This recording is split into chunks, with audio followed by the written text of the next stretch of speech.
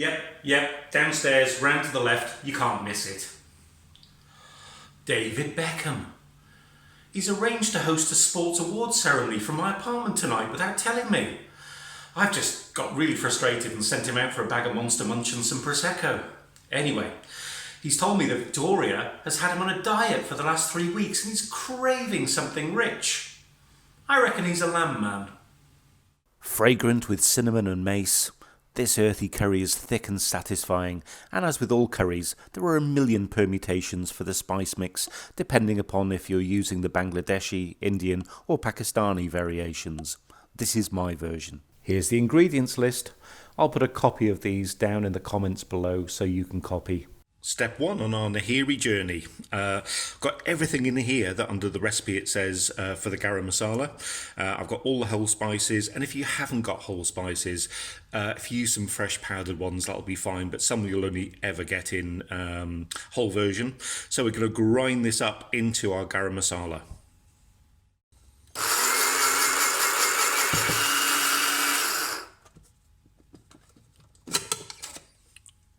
Now that is a good garam masala, and I can actually smell that kind of pungency, that fragrance coming from it. It's beautiful. So now this is done, it's really easy from here on. Here our oil is on a medium-high heat, in fact quite a high heat.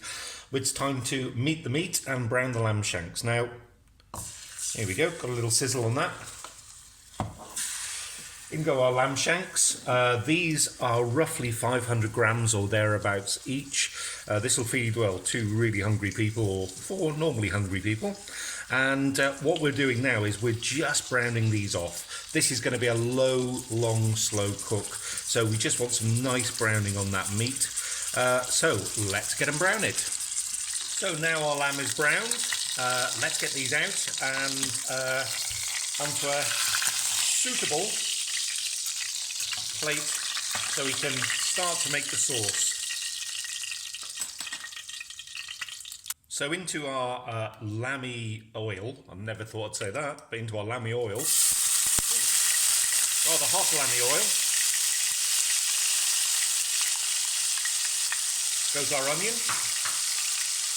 Maybe just turn that down a tad. I'm looking to fry this off. Now, we are looking for a little bit of colour on these onions. Sometimes with curries, as you know, you just want them to go nice and translucent. I actually want a little bit of colour on these. I want them to go a nice golden brown. So I'm just going to keep kind of stirring and moving these round, for what, 4 or 5 minutes? And let's see what colour we're at then. Now you can see some of the onions now are going darker, and I have to say the smell of that kind of lammy, oniony is gorgeous. Time for our ginger, onion, garlic paste. In that goes.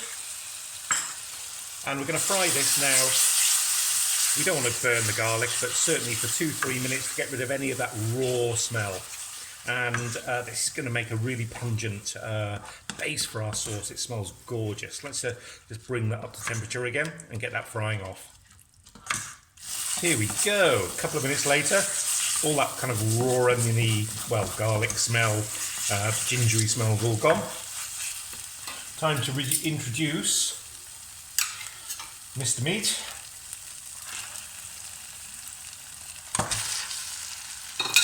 Back into the fray. And we can add our garam masala, roughly half on top. Then going to flip these over awkwardly.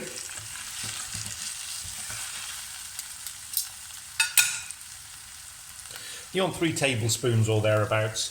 The recipe I gave you probably makes 4 or 5, so we've got a little left. And that can be kept in an airtight container, so you're not going to miss out on that.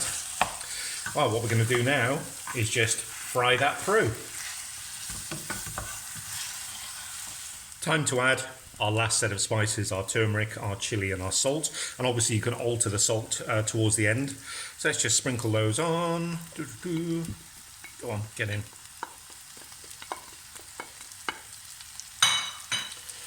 I'm just going to let these gently fry together, mop up that oil.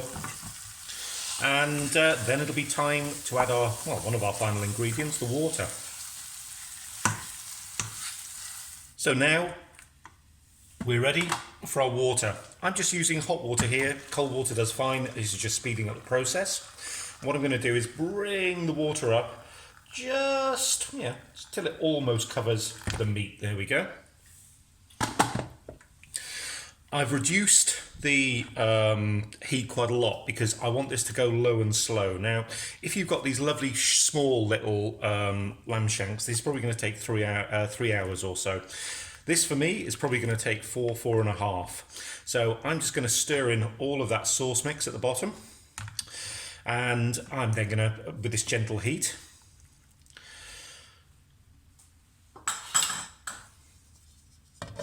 pop my top on. And I'm just going to watch this now for the next 10 minutes because I want to see that this is just gently bubbling away. This doesn't need to boil at all. This just needs to gently bubble away. We're not going to reduce the sauce at all. That sauce is going to be a lovely, lovely, well matured after 4 hours, 4.5 hours sauce. So we're just going to let this gently bubble away. And when I've got to the level I like, I'll show you the bubbling. So that's the kind of boiling I'm looking for, that nice gentle boiling away. Every 30 minutes or so I'm just going to flip the lamb shanks just so they keep rotating in the fluid and they cook evenly. And I'm probably going to leave these for 4.5 hours. So make this at lunchtime or start this at lunchtime if you fancy having this for dinner. And to be honest, you can chill back now. You can just grab an adult beverage of your choice and go into the yard or the balcony and have a sit down.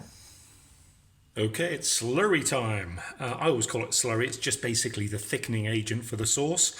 I've got our corn flour in here, and by all means use ordinary flour if you wish, but corn flour I think gives a silkier kind of sauce. And we're just going to add roughly the same amount again of water. So roughly equal parts. Give it a good mix up. Make sure all the lumps are gone.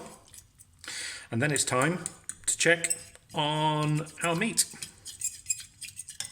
Well, we've come up on 4 hours. As you know, every hour or so I've been moving the meat around. These are really, really tender. So for this size of meat, they're definitely done. So I'm just going to lift these out. Now, if you had smaller shanks, you could actually do the next step with the shanks in. Because I want to try and keep these as shanks, I'm going to take them out so that we can thicken the sauce. And I wish you could smell what I can smell because it's absolutely gorgeous. Now, you'll probably see there's some fat on the surface, and what would happen in certain recipes is you'd skim this fat off and you'd use the fat to make like a tarka at the end. I'm not keen on putting a tarka or extra oil back in, so we're going to thicken this up now, and with the slurry that I've just made, we're going to thicken this sauce up so that all of the lovely oils go back into the sauce and make it additionally tasty. But there's no right or wrong answer. So here is our thickening agent. I'm going to pop that in. Going to up the temperature a little bit, and probably I'll give it 15 minutes or so to thicken up. And if you find that you need a little bit more slurry, if the sauce isn't as thick as you'd like once it's kind of boiled through, by all means add a bit more if you like. There's no reason you can't.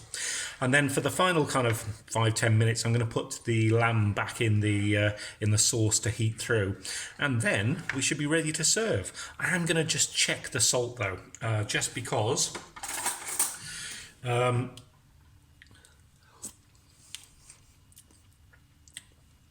no, that's salty enough. Gosh, that tastes so good. Doesn't need any more salt than it's got in there, but now would be the point just to add some salt if you wanted more in your sauce. You can see now our lovely, lovely thick sauce. That's just how I want it. I'm going to slide our meat back in. Plop.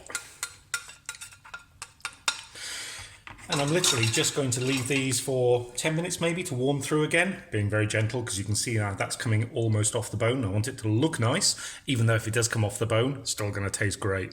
Garnished with slivers of chili, ginger and coriander, this is really satisfying with rice and roti. If you've enjoyed this video, why not try another? I've got loads on this channel. Until next time, bye!